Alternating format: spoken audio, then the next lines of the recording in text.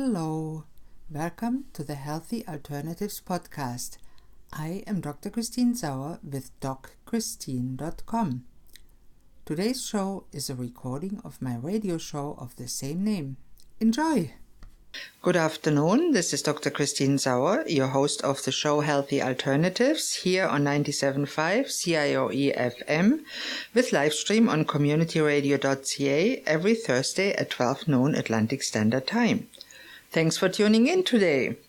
In this show, I will talk mostly with guests about all aspects of health, healthcare, and wellness, from conventional to alternative and everything in between.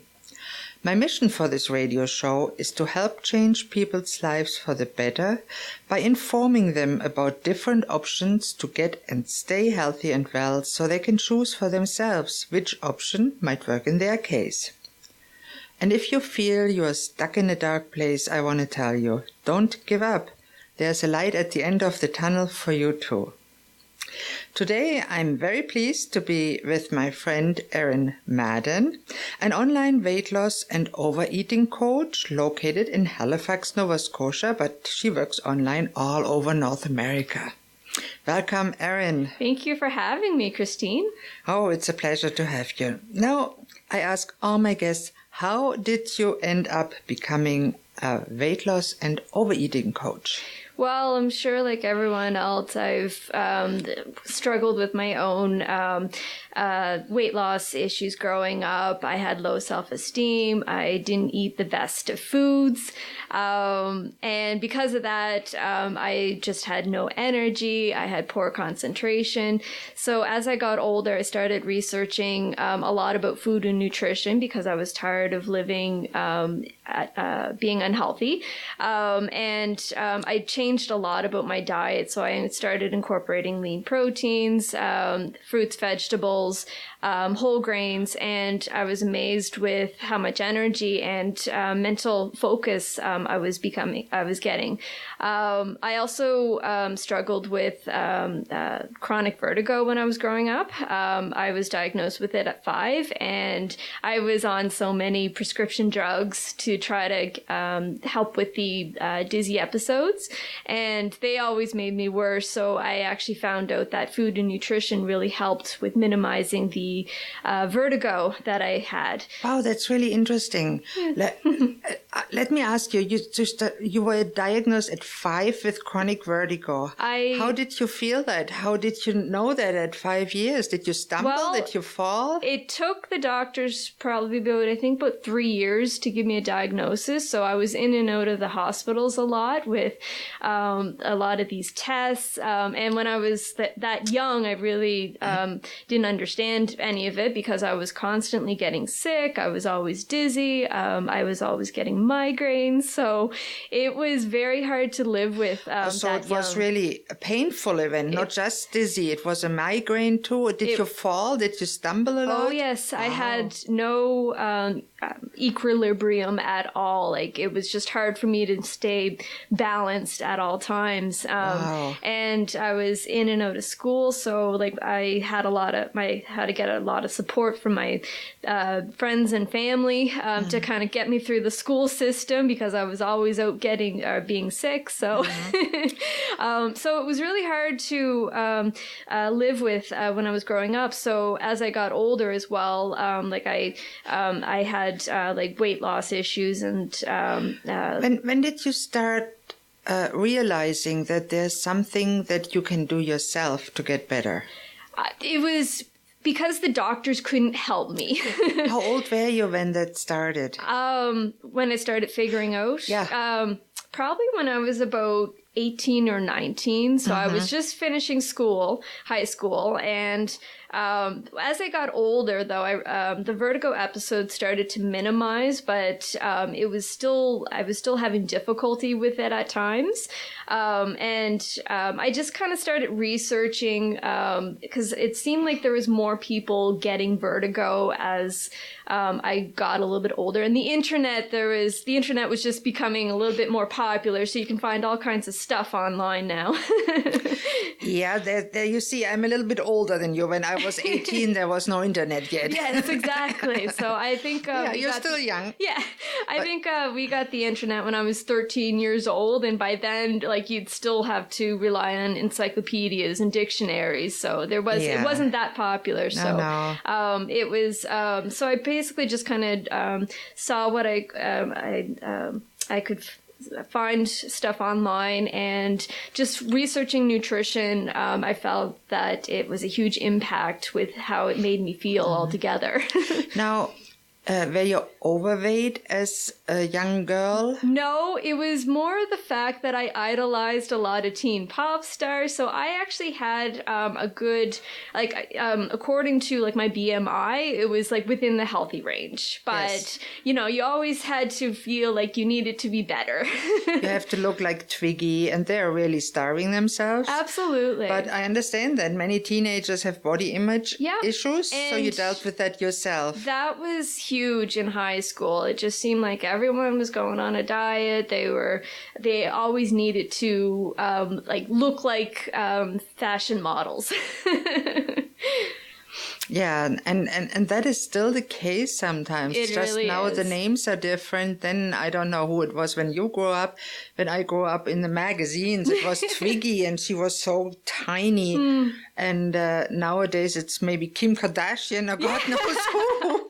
I don't watch enough TV to know. Yeah. But I know and they don't realize those people are for one starving themselves, and then the pictures of course are made. Photoshopped to make them look extra nice and pretty. Yeah, exactly. Yeah. So how did you overcome those issues? Because it's really a serious issue for a teenager. Yeah, so basically, because I started researching food and how certain foods actually made me feel better inside.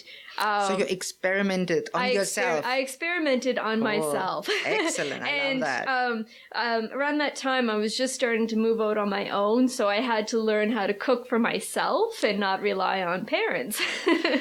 That's a good transition. So absolutely. And then because that I was also starting university, because I was starting to actually enjoy healthy eating, that's why I wanted to go enroll in the Bachelor of Science in Nutrition at Mount St. Vincent here in Halifax.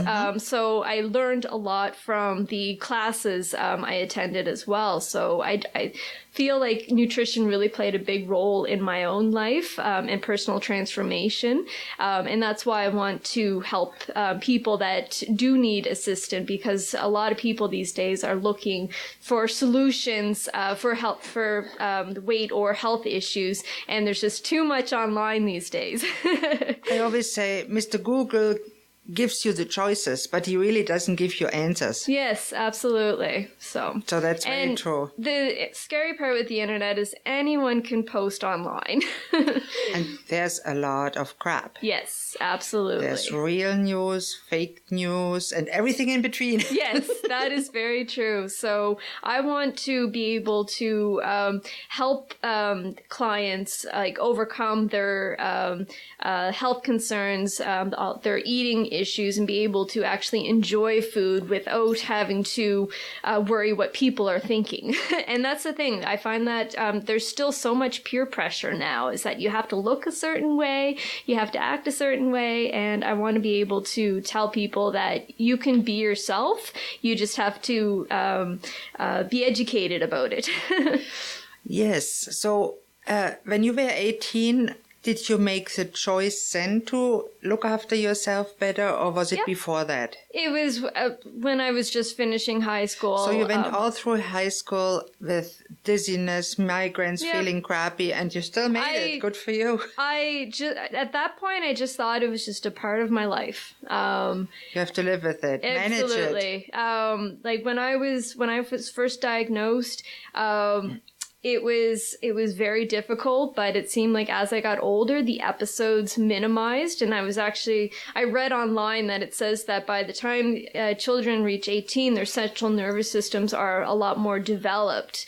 They can actually like manage a lot of vertigo episodes a little bit better. So, when I was a kid, I would be in bed for like a couple days at a time, and I would be out of school for like 3 to 4 days at a time. It's a miracle I still managed to not fall behind on anything, just because I had so much support to make sure I don't. You had a lot of support, and there must be something else but sawdust between your ears too. So yeah. I like to have fun.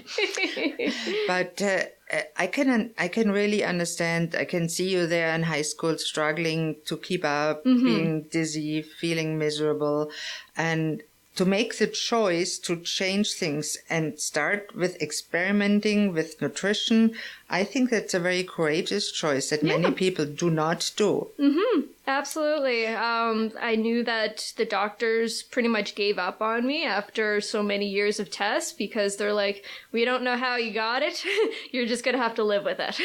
And many people that we see really are told that by their doctors. This is the disease, that's the name, the label, and manage it. Yeah. And of course we see that it's not always the case. And when back then, because it was just so new, it's not like they could recommend a dietitian for me at the time, because they had no idea that it was something that can be managed just through proper nutrition. Yeah. And I mean, just for our listeners that can't see you, that can't be more than 10 years ago. Yeah, so. Exactly. You say back then. Yeah. And from my perspective, and I share that freely, I'm 57. So it back then is when I was 70. That's a little further back. Yes, absolutely. But there was color photography then. Yeah, absolutely. So that's a wonderful story. And we will elaborate on the details on how you did it and how you transitioned your own body image to now helping your clients in the second half. And I'm excited to hear more from you, how you did it and what steps you're taking your clients through now, because that is really what the people need to know, what's out there, and that there is a way out. That's exactly what I always say, don't give up. And this brings us to the end of the first half of today's broadcast here on 97.5 CIOE FM Community Radio. Please tune in after the commercial break for more about Erin Madden and weight loss and body images. Thank you.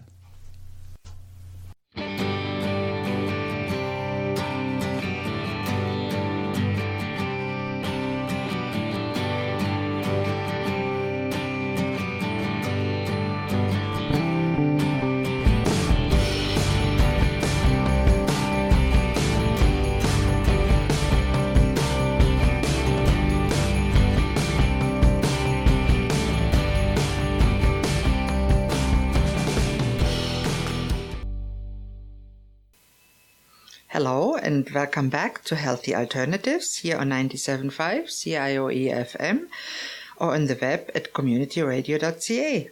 I'm your host, Dr. Christine Sauer, and today I'm talking with Erin Madden, weight loss and overeating coach and body image specialist. In the first half, we talked a little bit about her story, how she ended up being what she is now, and now I want to know a little bit more about how you exactly did it. Tell us a little bit about that. A lot of it was just trial and error. So how did you actually go about it? Because you can't just try and error. I mean, you can eat a hot dog one day and hamburger next day, and that's trial and error, and you still feel miserable. Did you have a diary or any method to it? I just kind of bought a bunch of I had a bunch of cookbooks that I never really used. So I just kind of started experimenting with the cookbooks and just gathering recipes online and just discovering like healthy meals that like would be tasty and flavorful without any of the extra calories and additives to them. And I've always kind of liked to cook, and I just wanted to experiment a little bit more in the kitchen. But yeah, I honestly didn't have a huge problem with cutting out a lot of like the junk food, just because I knew how it actually made me feel. I didn't want to have to feel trapped in my own body. That is a very good reason. And sadly, I must say many people have no idea how they really feel when they eat. Yeah, I personally have a lot of willpower, and once I say that I'm going to cut certain things out. I still love my chocolate, though. That I cannot get rid of for the life of me. Dark chocolate is good for you. It is. It's heart healthy. Yes, it is. But I never when I was growing up, I ate a lot of candy, and that was a little bit of a struggle to get rid of. But once I started cutting a lot of that out and making foods that actually were tasty without having to sacrifice any flavor, it was actually really easy. And that's what I get my clients now to do, is I give them recipes that they can that complement their level of skill, and I give them a lot of spices that are very flavorful, where you don't have to sacrifice any flavor. So okay, so what do you recommend to people that are addicted to the sugar part, or the milk chocolate, or the marshmallows, or the candy?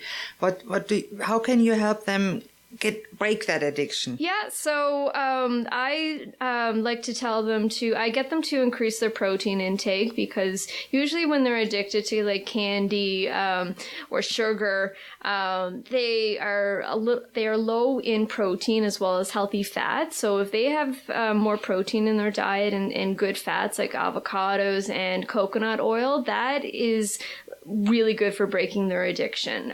It's all about finding balanced meals throughout the day. So I get them to have, for snacking, I get them to have like fruit with like nuts or Greek yogurt, for example, and that usually satisfies their sweet tooth. So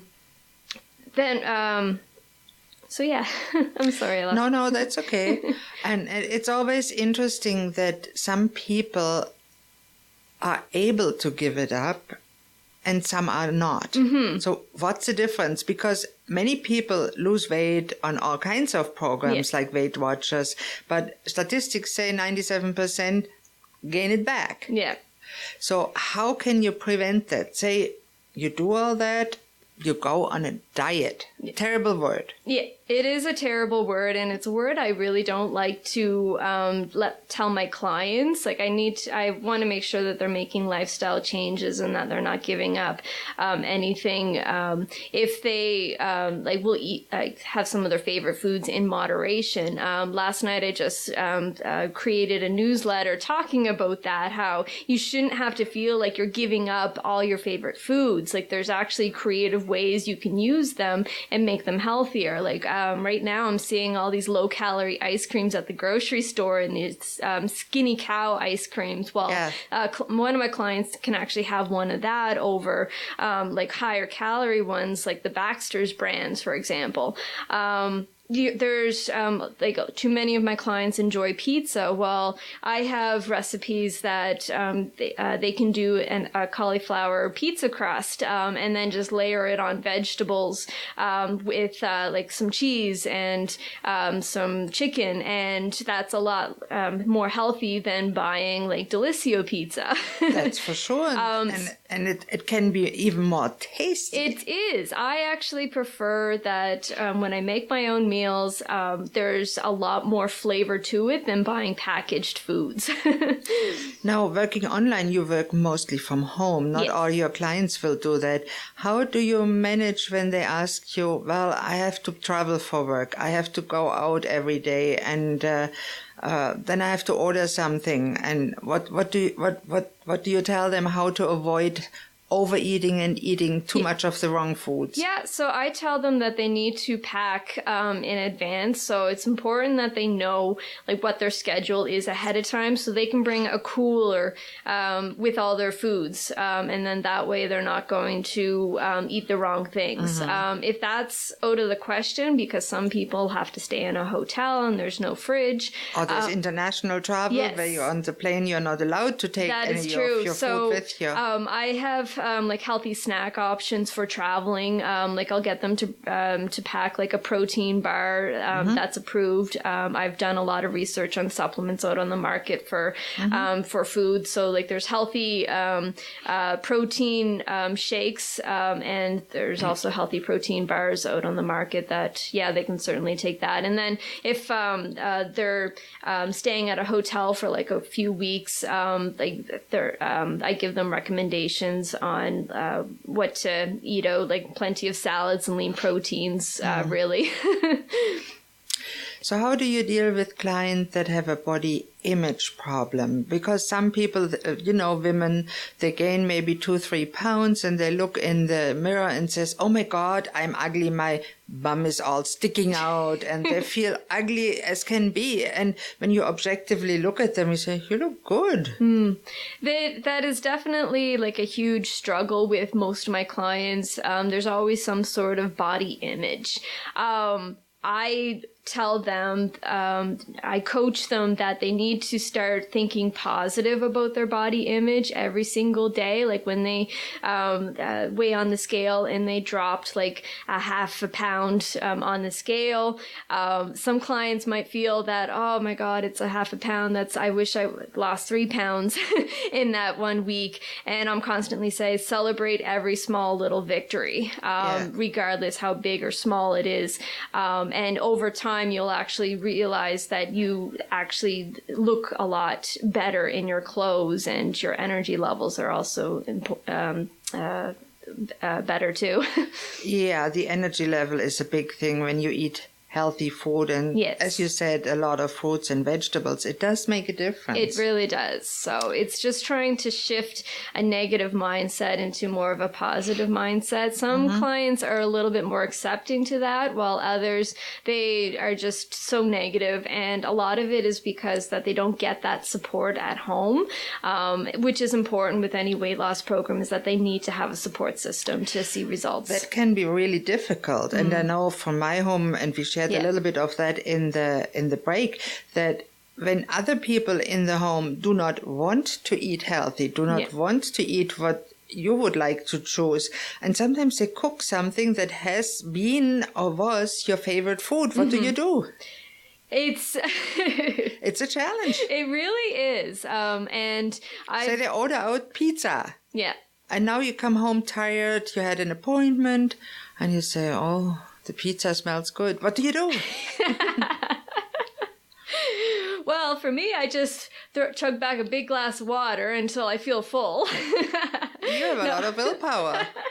No, it's no, I was just joking. In that case, there's been some. I totally admit I've actually been in that situation before, and I just don't feel like cooking, and I'll just eat whatever is available to me. But it's not like it. To me, it's okay to allow that in your life. You just can't always have like this flexibility.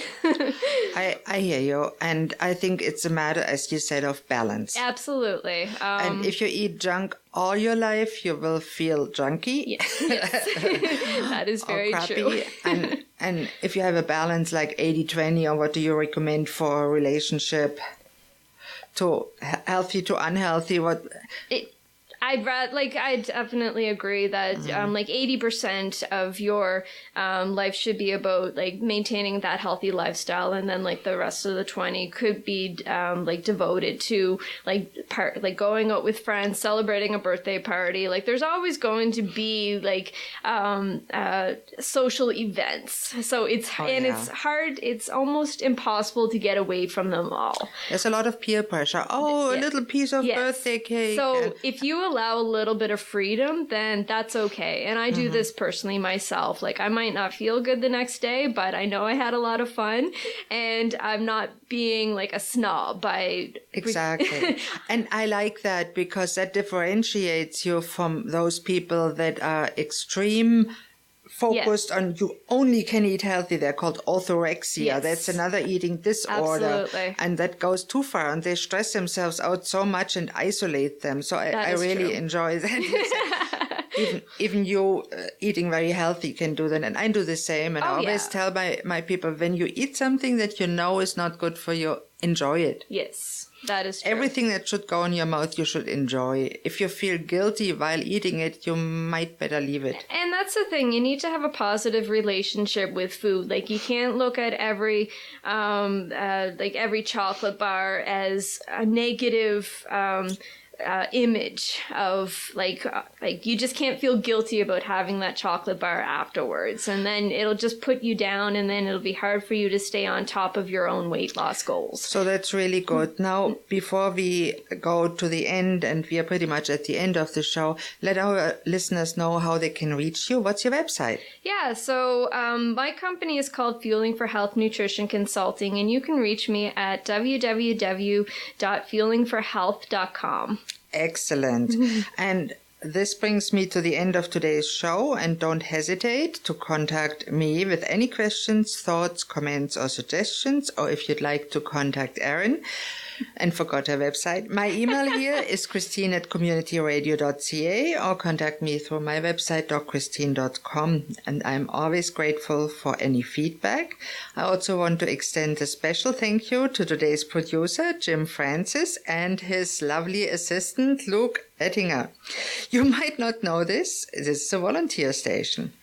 Thank you all for listening to Healthy Alternatives. I'm your host, Dr. Christine Sauer. Tune in next Thursday at noon on 97.5 CIOE FM Community Radio for the next episode. Goodbye and have a great day.